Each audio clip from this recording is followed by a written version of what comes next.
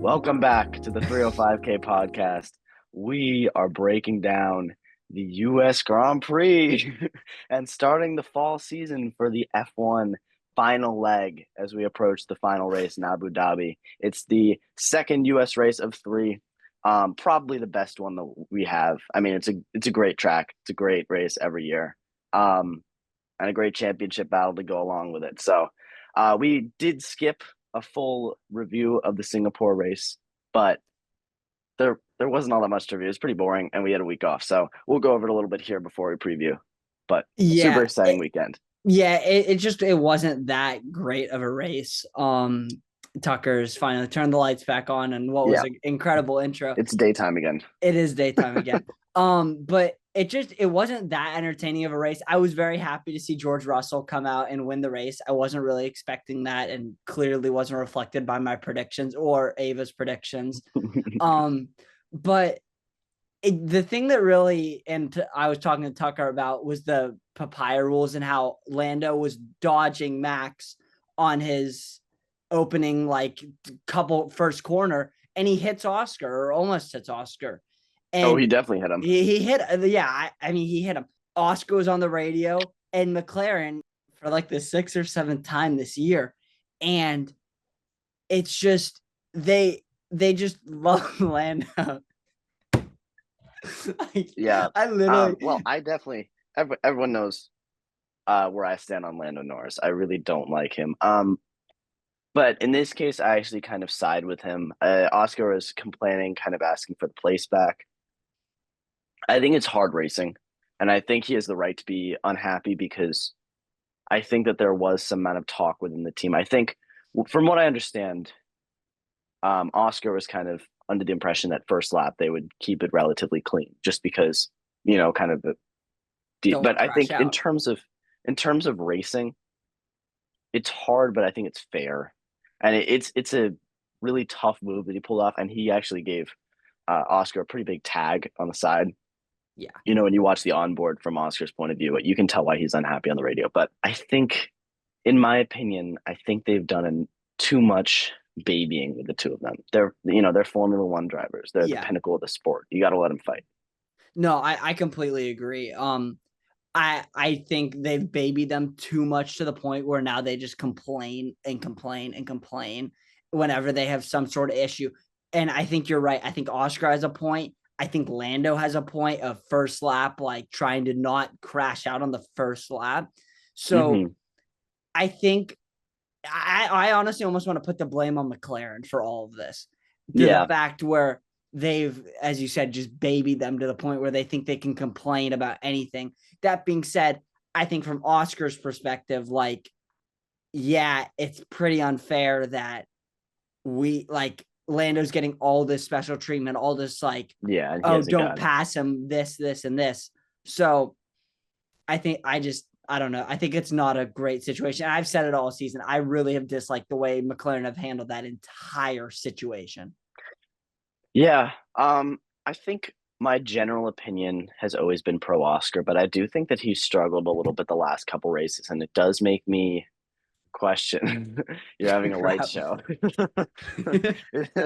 It does make me give him a little bit less of a leash when it comes to that kind of thing, where I think that he really deserved it at the start of the year when he was kind of driving away from Lando.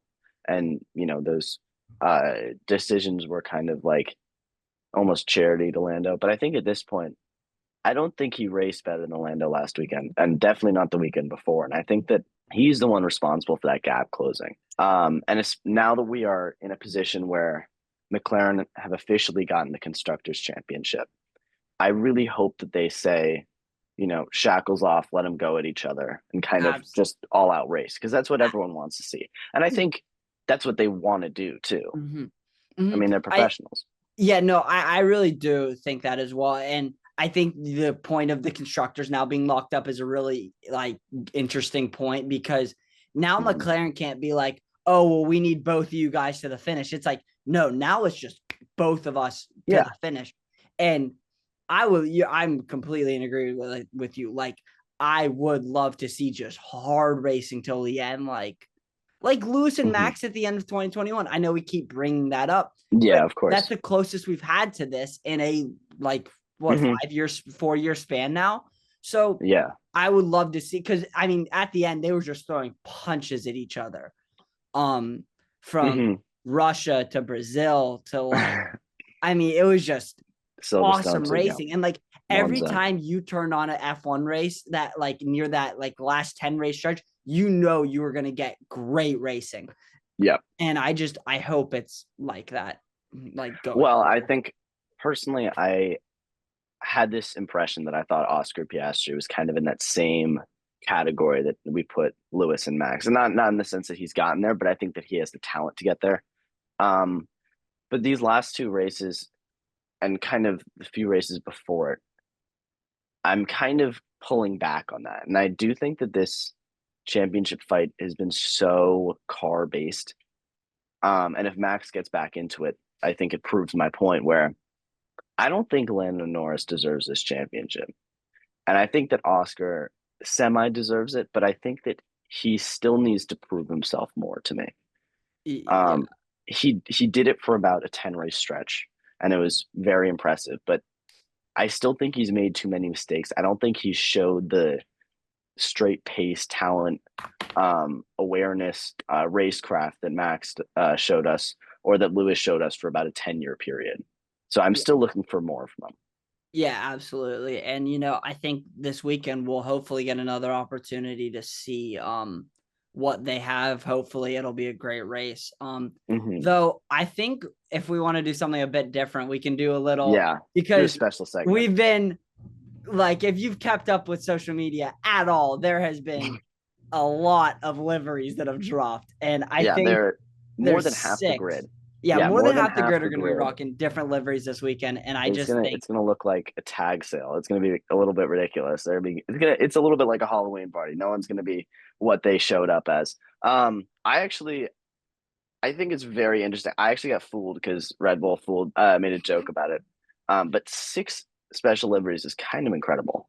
yeah, So we'll do a little quick ranking before we get into our predictions. We can start. Who do you have last? Who's I your have number six? Alpine. It's just not that Really? different. I really don't like the yellow. Hmm. It's just not a good livery.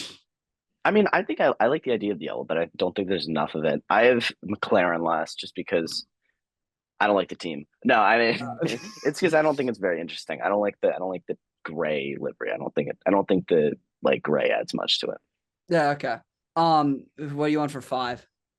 Five I have Alpine, so kind of same idea as you. I just think it's not interesting. I really like their regular livery, and I don't think this one improves on that. Yeah, for my five, I have V carb. I really Really? don't. Yeah, I do not like the look of the leaves. They usually actually have really good liveries. I Hmm. think you like look back at what was it, Miami? I think this year they had a good one. They've just Oh had good yeah, ones yeah. throughout the year. Uh-huh. But this one And just their regular wasn't one it. is I don't like probably the the best one we leaves. have. Yeah, I saw a lot of people kind of gushing about that one, and I was, the first time I saw it, I was like, eh. I still have it higher than you, but I thought I was going to be putting it low compared to what other people are saying because it is the one that I think that has garnered the most praise. Yeah. I mean, scaled on like Instagram comments. I don't know how Mm-hmm. much of a basis that is, but um, I mean, I think it's like almost the most out there one of the six, yeah, for sure. which is probably why it's getting the most talk around it. But I don't know. It's not my thing. Hmm. For four, I have Aston, and that might come as a bit of a surprise, but I really do like it. It said it's their first special livery ever. I Is that didn't right? fact check that, It's but probably that's because what they their regular said. one this year is so bad. I Yeah, mean, I have it in the same spot. I don't think it's the reason why I don't have it high because I think it's a good livery, but I think that it it's just not kind of lacks interesting. creativity. It just has like Yeah, another and color in it. it makes sense if it's your first ever special livery, but at Yeah, the same time, it's kind of like I it's feel just like you not could that do a little bit different. more with that. Yeah. But For three, I have McLaren. oh wow. I like the different colors. I think it's a nice little touch. And just compared to the rest of them, I thought it was a bit superior to the rest. Hmm. Third eye racing bulls. I wouldn't say I like this livery. I actually think that for the most part, in terms of the quality overall of the special liveries, I don't think this like is all Oh, that good. no. But I do think my top two I actually very much like. But I do too. Yeah. the Racing Bliss is like, eh. I think it looks kind of funky. Like it Mhm. looks kind of like something that you make in like F1 career mode. Yeah, It exactly. just looks a little bit messy. What do you have at your two? Two, okay, so two I have Williams, and I actually really like this Hmm. livery. And the only reason why it's not one is because I actually love number one like a lot. So number two I have Williams because it's like it's clean, it's nice. I think they always do a pretty good job with their car. Um, and I just like how it works, and it's not too flashy. It's nice and simple, but it gets the job done, and it's like a good combination. Yeah, I think I do have Williams at two. I'm kind of torn in between the two because I really do like both of them. Williams is like, as you said, really just a clean, sleek look. I think Hmm. the way they implemented the white looks really good. But we're gonna have the same one here, and Yeah, Hassett is just it's beautiful. gorgeous. I mean, It's they did a nice and similar thing patriotic too. last year, and it's It just works every time. oh yeah. Their colors, the black and red, always just go with the American flag, and Yeah, it's it's super a cool. really good look. Hmm. I did Um, want to say, I think I forget if it was Aston Martin or um, Williams. I think it was Aston Martin that had they put like a bunch of like physics it was equations or Aston, something. and they put equations Yeah, on yeah, yeah. theirs. I thought that was quite cool.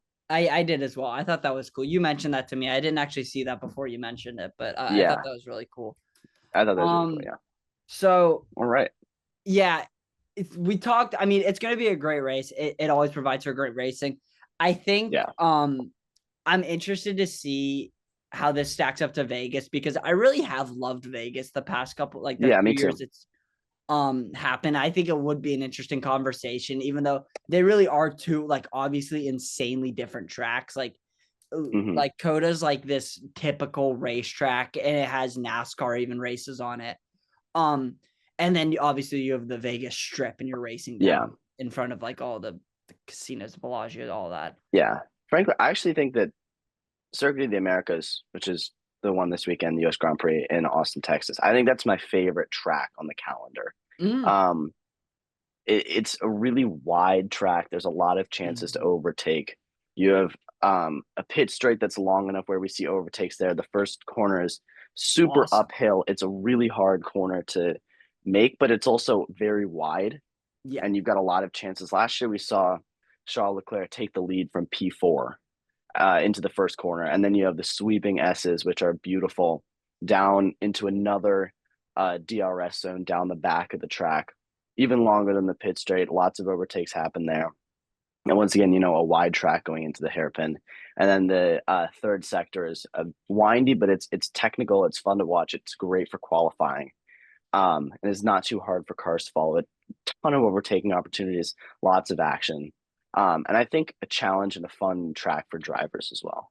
Yeah, for sure. And like 2 years ago, I vividly remember, I don't remember who specifically it was, but I think it was Max pushed Lando like almost into like he pushed him past the pit exit That was to the last year, left yeah. on the opening turn. Oh no, sorry.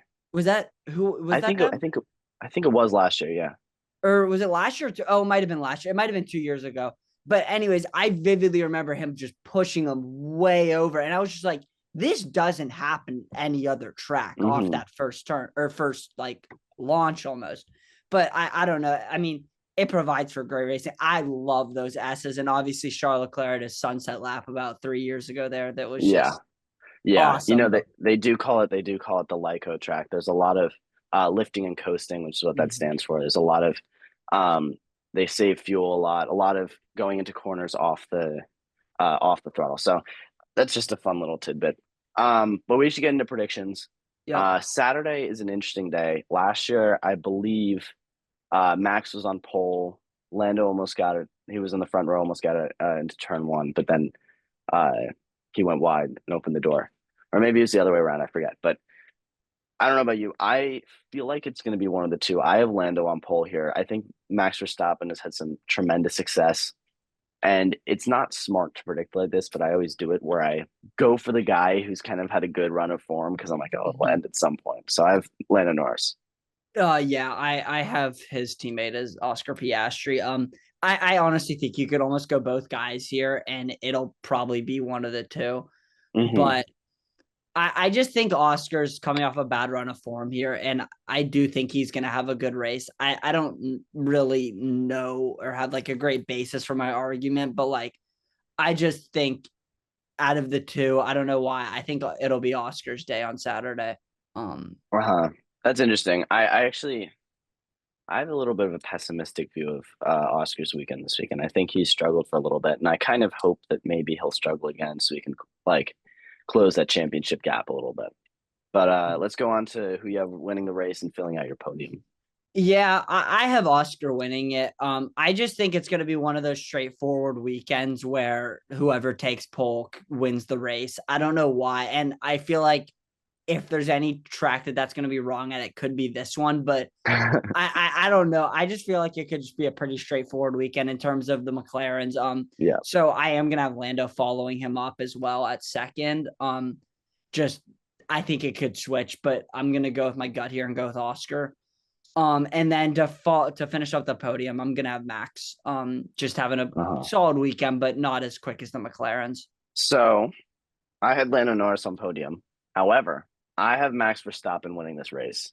And I think that this is a little bit ambitious of a prediction because I do think that out of lap one, if Lando's leading, it's going to be hard for Max Verstappen to get back into this race.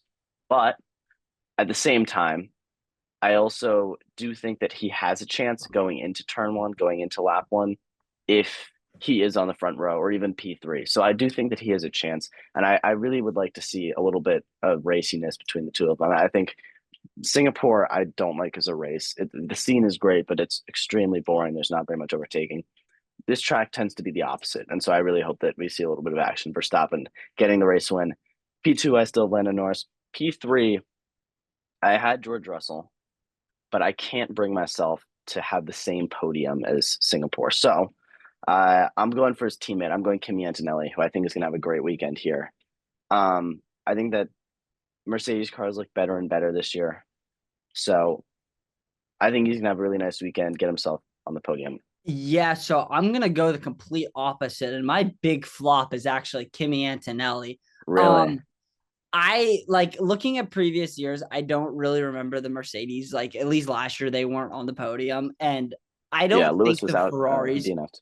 yeah, I don't think the Ferraris are gonna be bad here this year. Which could be complete delusion fulfilling my prediction.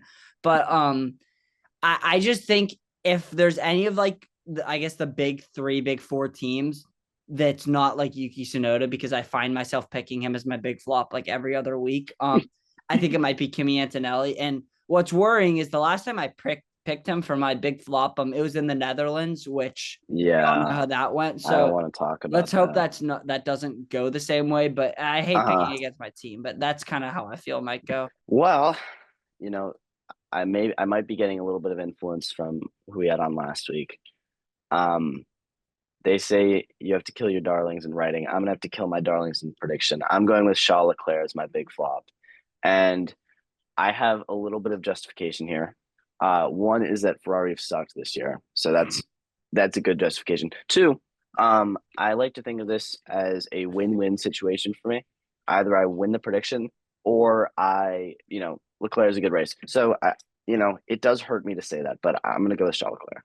Yeah, or he had Neville finishes like P7 or something, and then Yeah, neither. P7, so I can't claim either side. Yeah, That that might be worst case scenario. and that could very well happen as well. I think we're both It aware. probably will happen Yeah. now. So for points, I have Gabriel Bortoleto. Mm. I think which might be surprised. I feel like the Sauber hasn't been as good as it was like in those like middle races, obviously around Silverstone and stuff. But I Hmm. think that like I think he's been one of the better rookies this year. I And agree with that. I don't know. I think he could have a good weekend, frankly. I don't know. I also picked a rookie for my surprise points. I'm gonna go with Fernando Alonso. He's a little bit older, but I think that he's been outside the points for too long, and I think he deserves a run back into it. Um, and I think this is the track to do it. I think the Aston Martin hasn't been great, but it also hasn't been bad. And now that it's got a better look going into the weekend, I think it's going to shoot him up into the points. Hey, hopefully. I'll take the first hot take because that kind of connects with Hmm. it. My hot take is that one of the special liveries ends up in a crash. I know I was trying to think of a hot take and I really couldn't think of anything that was like It's too like a slam dunk. technical. So, Yeah, I thought of what more we were than half the ranking in grid. this episode, and I said, you know what? I feel like one of them is going to not have a fun day with his special livery. So I'm going to pick one of the special liveries to crash. You know what? I'm gonna go completely opposite yours. I'm gonna say that all 20 drivers finish this race unscathed, zero DNFs. Wow. Okay. I like that, honestly. Um, And now I'm afraid that that's gonna go along and get busted by my Charles Leclerc flop prediction. So we'll let's see. hope not. Yeah, I think this is really I love this track. And last Yeah. year I was treated to a very good race. Ferrari won two, and then Max Verstappen and Lando had a great fight.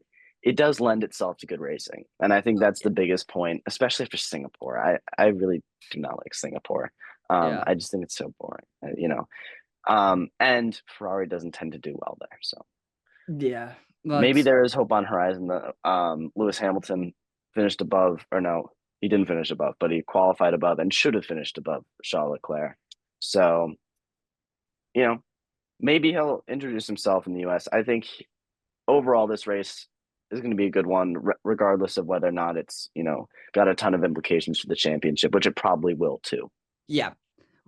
I thought it was better that we didn't go on a full 5 minute Lando this, Oscar that for one episode. So Yeah, yeah, we'll do it it'll be next episode. Yeah, yeah, don't to make sure or I'll just talk about Ferrari for about 10 minutes. We'll see. One or yeah, the other. one or the other. But Those are you the got to two make sure to topics that be we kind of back like the here. most. And Yeah, I also gotta be. If I'm nothing except consistent. yeah, tune into the review. Tune into the Sideline Sisters interview. We're very excited. Yeah. We'll be on that this Saturday. We don't know when it'll come out, When it'll but come out, no, but super exciting. it'll be exciting. Yeah, it'll be great to collab with them. They're pretty great. Go follow their page. They post a lot about sports, more than we do. They do a better job of getting their content out, but they're a lot more general stuff, not just F1. They talk a lot about, baseball, basketball. So they're a really fun page. Good friends of ours. Go check them out. And Yep. we will see you on that video, likely coming out this weekend or the week after. So see you guys.